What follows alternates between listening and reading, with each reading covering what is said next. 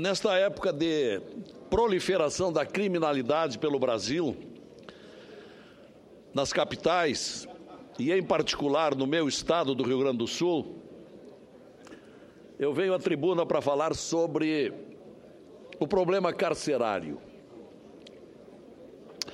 Há coisa de umas 3 semanas, pasmem todos, os juízes da região metropolitana colocaram na rua cerca de 500 sentenciados que estavam em condições de acessar a progressão de regime. E isto aconteceu porque não há albergues, não há estabelecimentos no Rio Grande do Sul onde os condenados possam seguir a progressão de regime. Então, o que está acontecendo, senhores senadores, os sentenciados estão sendo colocados diretamente do fechado na rua, porque há uma carência de vagas, em torno de 2.000 vagas para sentenciados em regime semiaberto no Rio Grande do Sul. Então, também por isso, foi que propus, por meio de um requerimento, que levou o número 49, uma audiência na Comissão de Infraestrutura, para que viessem, como vieram, o senhor Renato De Vito, diretor-geral do DEPEN, Departamento Penitenciário Nacional, com o intuito de nos trazer informações a respeito das condições físicas dos presídios gaúchos e do Brasil e da infraestrutura no sistema prisional brasileiro. A audiência requerida e realizada aconteceu na última terça-feira, dia 4 de novembro, e teve também a presença do senhor Lourival Gomes, secretário da Administração Penitenciária do Estado de São Paulo e presidente do Fórum dos Secretários de Administração Penitenciária. Em sua apresentação, o diretor-geral do DEPEN, Renato De Vito, trouxe informações muito importantes que seriam oportunas para a atualização de todos.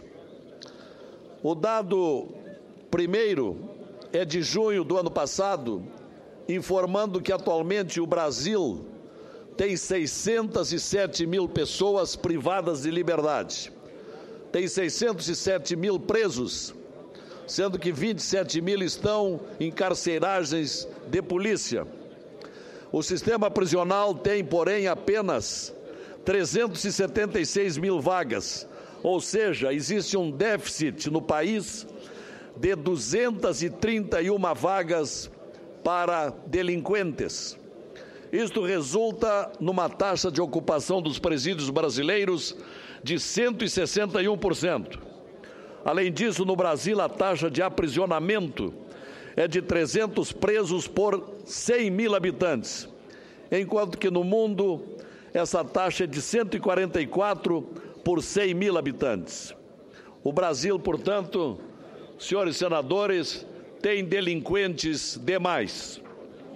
Também é significativo o aumento da população carcerária. Passou de 90 mil presos em 1990 para 607 atualmente, com um aumento de 575% em 24 anos. Em relação às mulheres, o aumento também foi expressivo. Eram 5 mil presas no ano 2000, hoje são 37 mil mulheres encarceradas. Assim, temos a 4ª maior população carcerária do mundo. O Brasil é hoje o 4º país em presos. E nos últimos 15 anos foi a população que teve a 2ª maior taxa de crescimento, atrás apenas da Indonésia. Os Estados Unidos é o país com mais presos no planeta. Os Estados Unidos têm 320 milhões de habitantes e 2 milhões e 200 mil de presos. enquanto que o Brasil tem 200 milhões de habitantes e 607 mil presos. Proporcionalmente, senhor presidente, o Brasil detém 4 vezes, os Estados Unidos, o Brasil detém 4 vezes mais presos que o Brasil na relação com os seus habitantes. O Brasil tem 4 vezes mais presos em relação ao número de habitantes na comparação com os Estados Unidos. É significativo observar que nos últimos 6 anos o Brasil vai na contramão do que acontece com outros países. Aqui a taxa por 100 mil habitantes cresceu 33%. Enquanto isso, ela se reduziu nos Estados Unidos, China e Rússia. Isto é, em outras palavras, senador Regoff, o Brasil é entre os principais países populacionais aquele que mais tem crescido o número de delinquentes presos.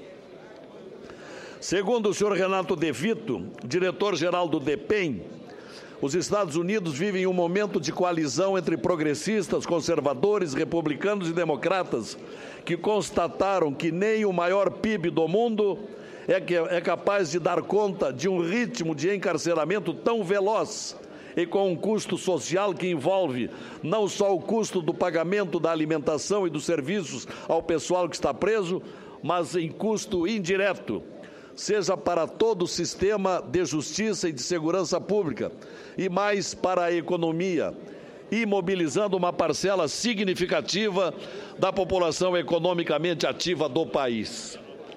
Além disso, é preciso observar o perfil dos presos no Brasil. São jovens, 56% com até 29 anos de idade. Repito, no Brasil, os presidiários são 56% até a idade de 29 anos de idade. Uma superrepresentação da população negra, o que já é bastante sabido, e uma população com baixo acesso ao estudo. Apenas 8% da população prisional tem o ensino médio, enquanto que na população brasileira esse dado é de 30% da população brasileira com ensino médio.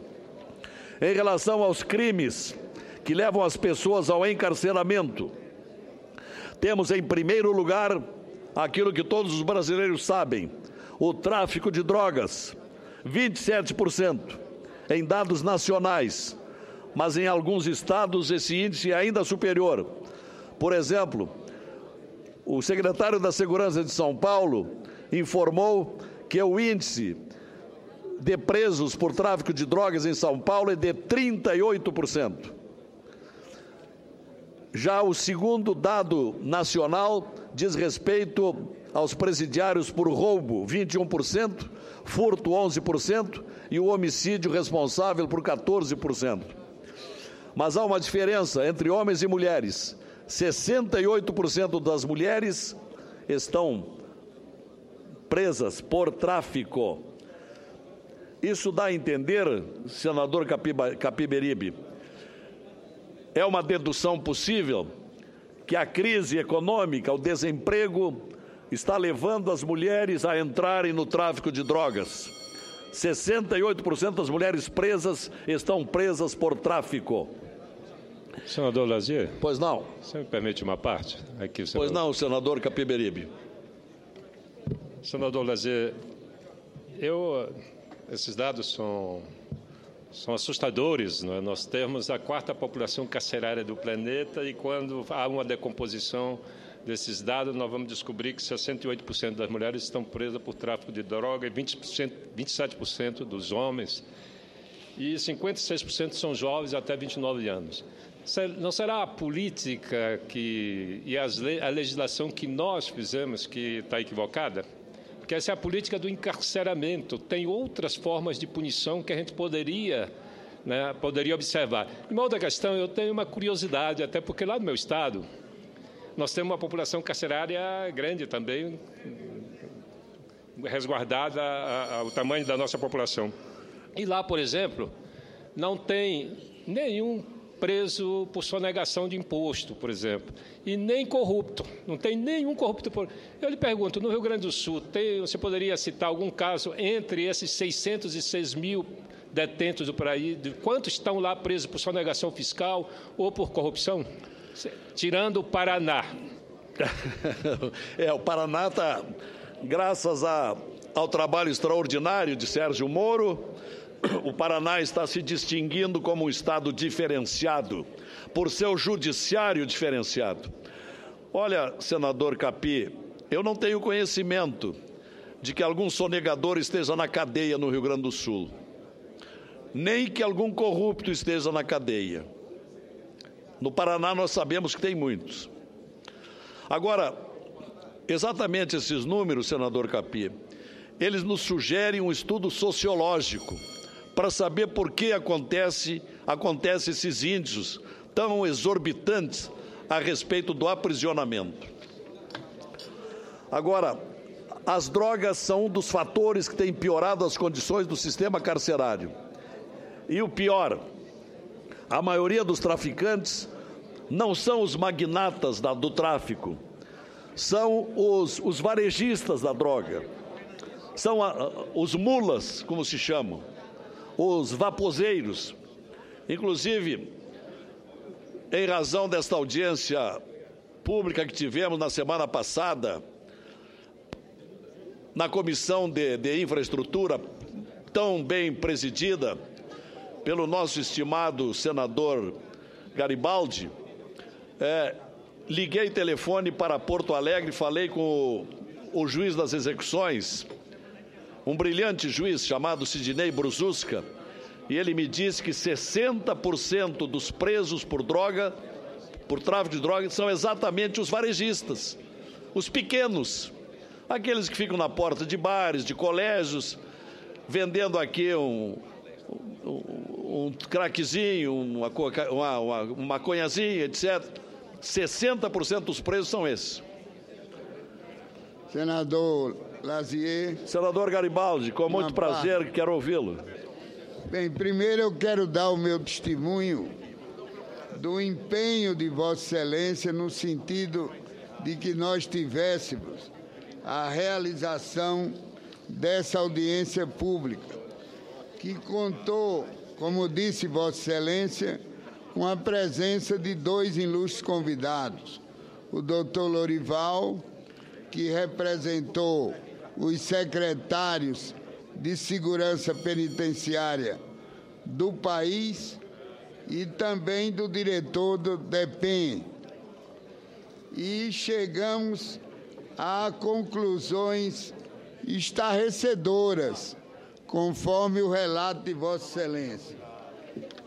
E eu posso até, no meio desse estarrecimento todo, dizer que, infelizmente, a maior taxa de ocupação dessas penitenciárias inseguras está na nossa região nordestina, não na região de Vossa Excelência, a despeito dos presídios lá também terem uma situação da maior insegurança. É que a taxa de ocupação de Pernambuco está em 265%, e no meu Rio Grande do Norte chega a 157%. Obviamente que esse crescimento precisava ter sido acompanhado de investimentos, o que não aconteceu.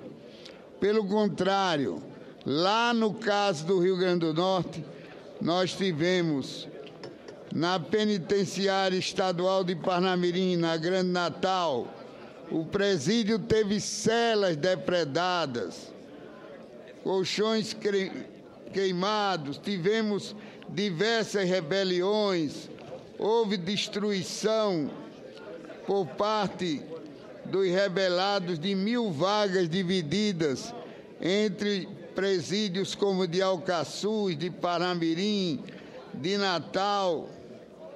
Isso tudo fez com que o governo do Estado fosse levar a um estado de calamidade pública que persiste no Rio Grande do Norte. Então, senador Lazier, A nossa comissão, graças a Vossa Excelência, debruçou-se sobre essa situação e não há como deixar de observar que medidas precisam ser tomadas urgentemente com relação à audiência de custódia. Será que não podem ganhar uma maior proporção? E isso está sendo proposto pelo próprio Supremo Tribunal Federal, o próprio presidente Lewandowski. E também a monitoração eletrônica não será uma alternativa viável.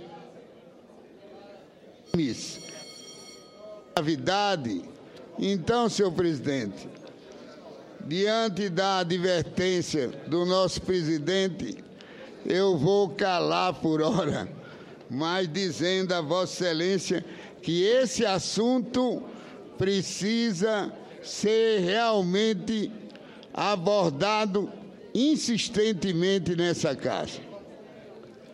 Muito obrigado, senador Garibaldi, por sua contribuição, que ilustra bem o que é a grave crise do sistema carcerário e diante de um Brasil de tanta criminalidade.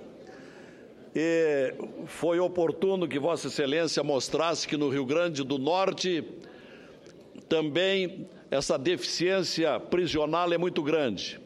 Então, imaginem todos o que existe entre esses nossos dois Rio Grandes, o do Sul e o do Norte, quando sabemos que em capitais como do Paraná, do Rio, São Paulo, a criminalidade também é muito acentuada e os presídios são deficientes e deficitários. E ainda um item, se me permite, presidente Dário, que diz respeito à educação, matéria relevante em qualquer discussão que se faça no Brasil. Apenas 10% dos presos do Brasil têm acesso à educação, apenas 10%, que é um dever do Estado, pela lei de execução penal, pelo menos a educação primária, e 16% dos presos trabalham, a grande maioria ou quase todos, em trabalho interno, na faxina dos presídios e na cozinha dos presídios. Então, são muitos os problemas. São dados que demonstram que o brasileiro não tem conseguido investir em política de reintegração social dos presos, de uma parte porque não tem educação, de outra parte porque não tem trabalho para eles. Então é importante entender que a educação e trabalho como um instrumento importante de reinserção social, abrindo uma janela para que esse sujeito tenha alguma opção de não voltar à vida do crime, não reincida e não volte a alimentar esse ciclo do sistema penitenciário. O senhor Renato De Vito, que esteve na nossa comissão, observou, por fim, com muita propriedade, que o aumento do número de pessoas encarceradas não resultou na percepção de segurança que as pessoas têm. Ele advoga a ênfase na adoção de penas alternativas, como propôs há pouco aqui o senador Capiberibe. Haja vista que facções criminosas operam dentro dos presídios e recrutam jovens dentro do sistema carcerário. Já o senhor Lorival Gomes, secretário da Segurança de São Paulo, observou que são números assustadores que temos de enfrentar e não podemos ignorá-los. Lógico que temos de ter programas de substituição da pena de encarceramento, mas toda a ênfase que merece a declaração do secretário da Segurança de São Paulo. Disse ele, devemos dizer o tempo todo, não podemos deixar de lado a construção de prisões, já que não há outro jeito diante da criminalidade que se dissemina pelo país todo. Se faltar moradia, nós temos de construir casas. Se faltar vagas nas prisões, temos de construir prisões. Senão o delinquente segue infernizando a vida das pessoas de bem em todo o Brasil. Destacou ele também o problema dos presos estrangeiros. O Estado de São Paulo, senador Álvaro Dias, o Estado de São Paulo tem 2/3 dos presos estrangeiros de todo o Brasil. E, por isso, reivindicou que todos os presos condenados exclusivamente pela Justiça Federal devam estar em prisões federais, porque a execução da pena é feita por juiz federal. Isso aliviaria um pouco os presídios estaduais. A partir das apresentações desses dois brilhantes expositores do sistema carcerário que estamos trazendo aqui, pela oportunidade de tantos crimes no país, cabem algumas perguntas. Por que será que de 2008 até hoje aumentou tanto o número de presos? Será que tem a ver com a questão social e econômica? Aquilo que também arguiu há pouco aqui o senador Capiberibe. Isso merece estudo, senador Aloysio, aumentando extraordinariamente a criminalidade do Brasil. Será que é a polícia que está trabalhando mais, quando sabemos das deficiências dos policiais? Ou será pelo declínio da condição econômica e social do... Senador Lazier. Um outro item para concluir, senador. Se eu puder... Que é um item irônico. Porque tem vários senadores inscritos. Perfeito, estou concluindo. O tema é muito grande, mas estou concluindo. Vossa Excelência sabe, senador Dário Berger, que a primeira fonte que sustenta o sistema carcerário vem das loterias? Isso me permite concluir dizendo o seguinte: o sistema carcerário brasileiro é lotérico. Obrigado.